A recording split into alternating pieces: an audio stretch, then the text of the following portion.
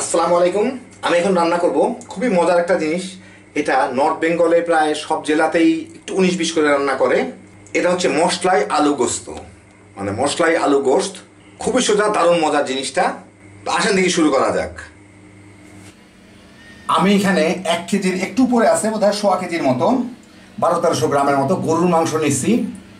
তার মধ্যে আমি দিব এখানে প্রায় 2 টেবিল চামচ আদা বাটা, 2.5 টেবিল চামচের মতো রসুন বাটা, 2 চা চামচ মরিচের গুঁড়া, 1 চা চামচ হলুদের গুঁড়া,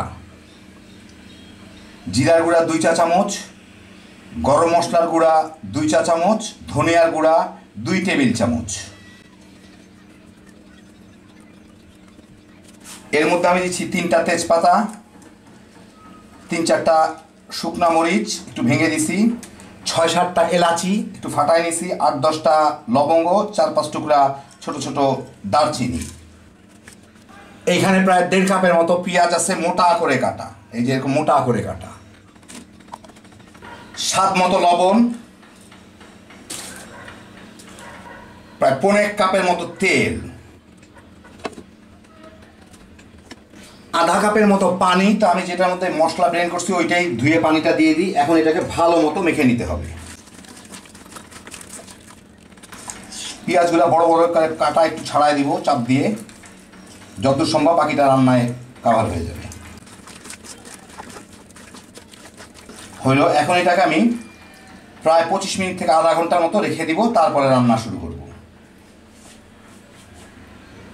আধা ঘন্টা পরে আমি চুলার জালটা দিয়ে দিই, এটাকে একটু ঢেকে দিই, পানিগুলা ফুটে উঠুক। মোটামুটিভাবে দেখেন এই অবস্থায় আছে,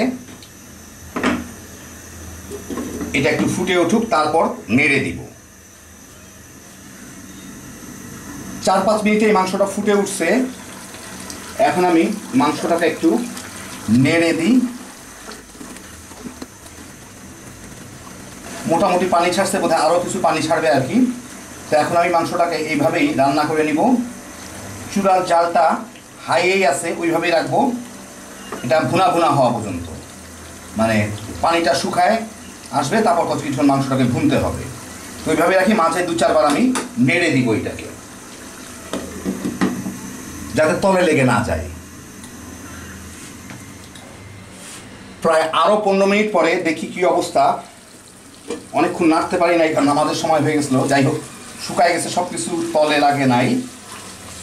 এখন এই যে দেখেন তেলটা ছেড়ে দিচ্ছে, এই অবস্থায় ভালো। এখন এর মধ্যে আমি এটাকে একটু কষায় নিব। একই সাথে আমি পেঁয়াজগুলা প্রায় গলে গলে গেছে, কতগুলো আলু দিয়ে দিব। যেহেতু উত্তরবঙ্গের খাওয়া, উত্তরবঙ্গের লাল আলু দিচ্ছি। এই লাল আলুটার একটু টেস্ট বেশি হয়, আর নর্থ বেঙ্গলের লোক এটা পছন্দও করে। এই আলুটা দিয়ে একটু কষায় নিব। এর আগে একটা জিনিস আমি দেখি, আলুগুলা তেল মানে লবণ চুষবে অনেক, আমি লবণটা দেখে নিই। আর একটু লবণ দিলে ভালো হয়, পরেও দেওয়া যায়, এখনই দিয়ে দিই। এখন এই আলুগুলা দিয়ে 5-7 মিনিট একটু ভালো মতো এটাকে কষায় নিই, মানে আলুগুলা যাতে কিছুটা ভাজা ভাজা হয়ে যায় আর কি। আলুর মধ্যে একটু মশলা ঢুকে,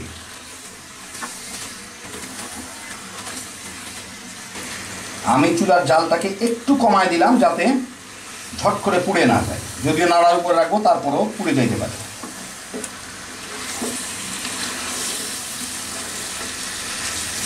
5-6 মিনিট কষায়, আর একটু কষাইলেও বোধহয় হইতো, কিন্তু আমি আর কষাবো না, যথেষ্ট। মানে এখন প্রায় মশলা সব গায়ে গায়ে চলে আসছে, আর কোনো পানি নাই। আলুগুলাকে একটু দেখলেই বুঝবেন, মনে হচ্ছে যে আধা সিদ্ধ হয়ে গেছে। এখন এর মধ্যে আমি পানি দিব, মাংসটা যাতে ডুবে থাকে এরকম পানি দিব। একটু মিশাই নেই, তলে একটু পোড়া পোড়া লাগছিল, ওইটা যাতে উঠে যায়, ওইটাই মজা। ওইটা বেশ ফ্লেভার হইলে বেশ মজা হয়। এখন আলুগুলা যথেষ্ট লবণ চুষবে, আমি একটু লবণটা দেখে নিই। আর একটু লবণ লাগবে, এই পর্যায়ে দিয়ে দিবেন যতদূর লাগে। একটু বেশি লবণ রাখবেন, কারণ আলুগুলা কিন্তু প্রচুর লবণ টানবে। আর পানিও আমার আরেকটু লাগবে, কারণ আরও বেশ কতক্ষণ জাল দিতে হবে এটাকে।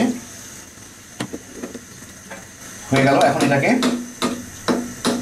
কতক্ষণ জাল দিয়ে নিই, আলুগুলাও সিদ্ধ হয়ে যাক, মাংসটাও সাথে সাথে সিদ্ধ হয়ে যাবে। প্রায় 40 মিনিট পরে দেখি পানিটা আসলে অনেক কমে গেছে, আলুগুলাও সিদ্ধ হয়ে গেছে। এখন এর মধ্যে আমি প্রায় 2 চা চামচ গরম মশলার গুঁড়া দিয়ে দিব, 1 চা চামচ ভাজা জিরার গুঁড়া দিয়ে দিব, দিয়ে এটাকে একটু মিশায়